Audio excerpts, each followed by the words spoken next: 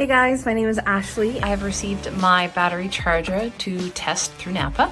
So basically this came perfect box, comes with the instructions, and there she is.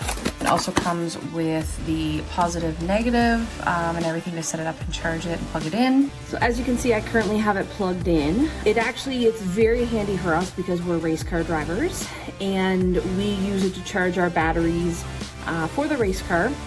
And basically you can charge anything you want. It comes with a cigarette lighter to charge, or it comes with the actual plug-in.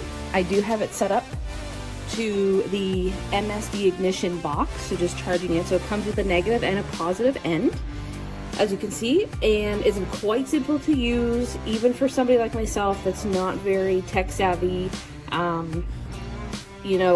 mechanically inclined, that type of thing.